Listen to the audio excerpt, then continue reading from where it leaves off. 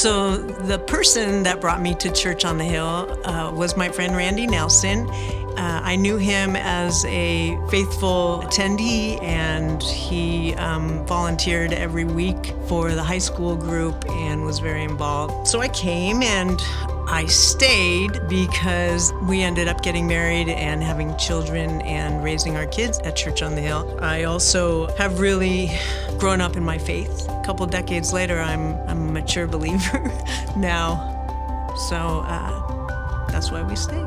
The other thing about Randy is that I didn't know at the time is that he is a third generation member of Church on the Hill. His parents were both members and his grandmother were members. So. Well, Joyce and I used to commute together down on the expressway to work, and we would see this church on a hill, and it was like, hey, we should go check out that church. And during that time, we just moved to San Jose, but we were commuting to our church in Castro Valley. That's the church that we had gotten married at. So we decided to go visit that church on the hill. And they happened to be kicking off community group season, and it was a 4-week season, and we decided, hey, we'll check it out. We'll do a community group. And if it doesn't work out, great, we'll bail after 4 weeks. But then we never checked out another church. And we never checked out another church. And we've been here for 14 years.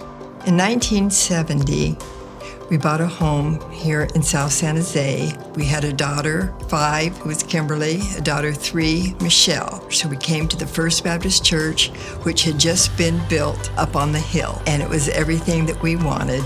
If you come to a new church, you need to get to know people. And after I got on the board and was on it for a few years, I became chairman, and that was a real blessing to me, the way people responded to my coming here with my family. I got involved in the women's ministries and also got involved in the dramas and the plays that we put on and several community groups. I have seen God move in the life of the church very recently. I asked for prayer from my stepdad, Rich, and Rich had a stroke a year ago today on Memorial Day, and he had brain surgery and then was suffering from depression as well. So we were praying all together as a group for healing for him mentally and physically and spiritually. The Thursday after that, I got a text from Rich, and it said, I've decided to go to church this Sunday for the first time in nearly 50 years. What's the next step in the Jesus journey? I want to allow him to guide me in my recovery out of this mess I found myself in. I've been praying on a daily basis, but there's got to be more I can do.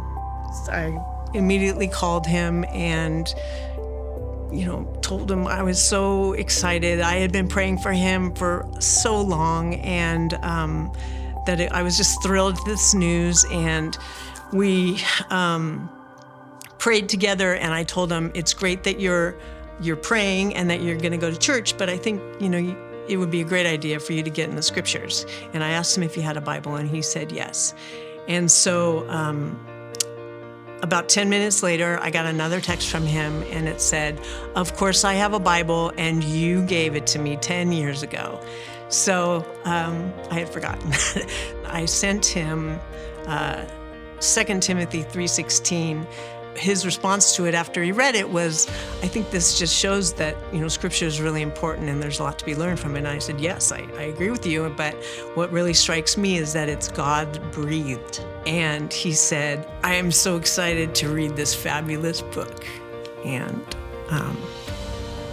just an answer to prayer. 2 of the memorable occasions were when our daughters got married. Kimberly got married in 1983, and Michelle got married in 1988. The church was so beautiful. They and their husbands went on to serve the Lord. A lot of it had to do with the impact of Church on the Hill. We've seen a lot of our community move back to their families in other states, but God continues to provide.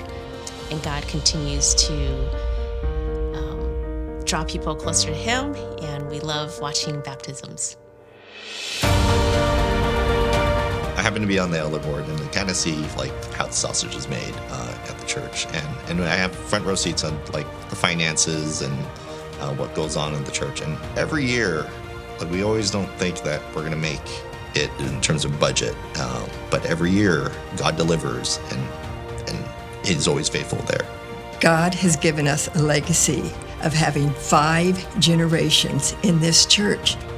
This is, and will continue to be, the church we call My Church.